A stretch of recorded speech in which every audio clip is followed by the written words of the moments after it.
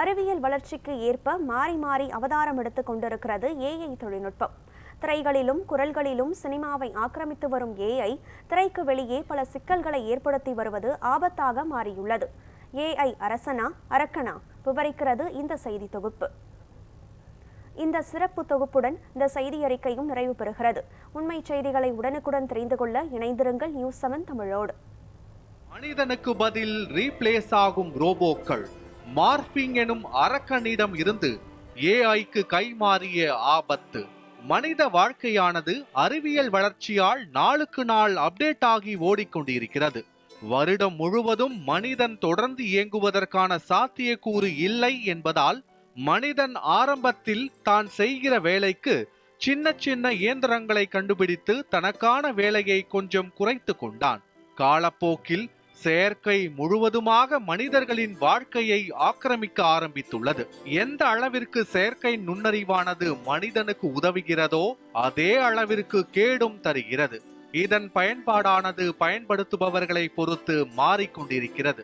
பல ஹாலிவுட் திரைப்படங்களில், ஏன் தமிழ் சினிமாவில் வெளியான எந்திரன் மூவி கூட மனிதனால் செதுக்கப்பட்ட அறிவியல் கண்டுபிடிப்பின் ஆபத்தையும் ஒரு பக்கம் காட்டியிருக்கிறது. இது வெறும் கற்பனையாக இருந்தாலும் ஒருவேளை எதிர்காலத்தில் இது மாதிரியான ஒரு நிகழ்வு நடப்பதற்கும் பல்வேறு வாய்ப்புகள் இருப்பதை படம் போட்டு காட்டுகிறது. சமீப காலமாக ஏஐயின் வளர்ச்சி என்பது உலகத்தையே அசர வைத்துள்ளது.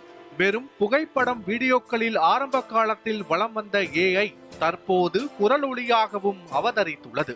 மறைந்த பாடகர்களின் குரலை அச்சு பிசறாமல் அப்படியே கொடுக்கும் ஏஐயின் திறன் கண்டு இசை ரசிகர்களோடு சேர்ந்து உலகமே வியப்பில் மெய் மறந்தது. லால் சலாம் திரைப்படத்தில் மறைந்த பாடகர்கள் பம்பா பாக்கியா, ஷாகுல் ஹமீது ஆகியோரின் குரலை ஏஐ மூலமாக மீட்டெடுத்து புல்லரிக்க வைத்தார் ஏஆர் ரகுமான்.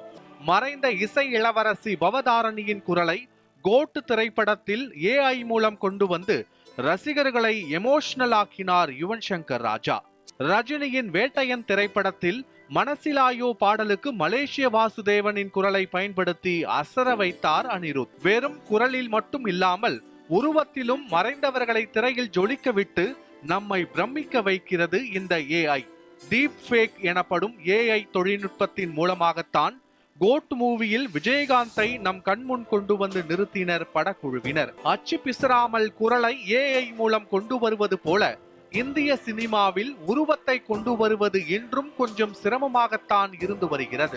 இப்படி சினிமாவில் மட்டும் வலம் வந்து கொண்டிருந்த ஏஐ சாதாரண மனிதர்களின் கைகளுக்கும் வர ஆரம்பித்தது நல்லதா கெட்டதா என விவரிக்க முடியாத அளவிற்கு வந்து நிற்கிறது. பேச்சு துணைக்கு ஆள் இல்லாமல் தனியாக தவிப்பவர்களுக்கும் சந்தேகம் ஏதேனும் இருந்தால் தெரிந்து கொள்ளவும் செயலிகளாக ஏஐ சாட்பாட் மற்றும் சாட் ஜிடிபி அறிமுகமாகியுள்ளது.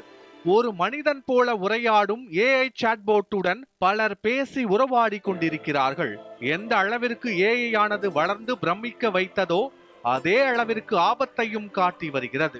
கடந்த ஆண்டு அமெரிக்காவின் புளோரிடா மாகாணத்தில் இறந்த 14 வயது சிறுவனின் இறப்பிற்கு ஒரு ஏஐ சாட்போட் நிறுவனம்தான் காரணம் என்று சிறுவனின் தாய் அந்த ஏஐ சாட்போட் நிறுவனத்தின் மீது வழக்கு தொடர்ந்தது ஏஐயின் ஆபத்தை எடுத்து காட்டுகிறது. உலகில் ஏதேனும் பிரச்சனை என்றால் உடனடியாக பரவி வரும் ஃபேக் போட்டோ மற்றும் வீடியோவிற்கு ஏஐ தான் தொடக்க புள்ளியாக இருந்து வருகிறது.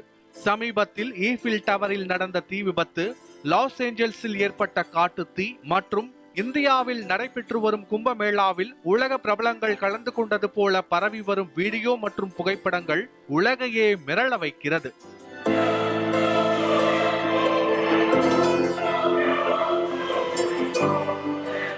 இப்படியே பொய் செய்திகளாக பரவி வந்தால் ஒரு கட்டத்தில் உண்மை செய்தியின் நம்பகத்தன்மையும் காணாமல் போய்விடும் அபாயம் உள்ளது.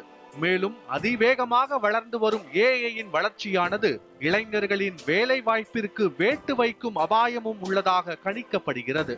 நியூஸ்7 தமிழ் செய்திகளுக்காக மயூரி தர்ஷினி காந்தி.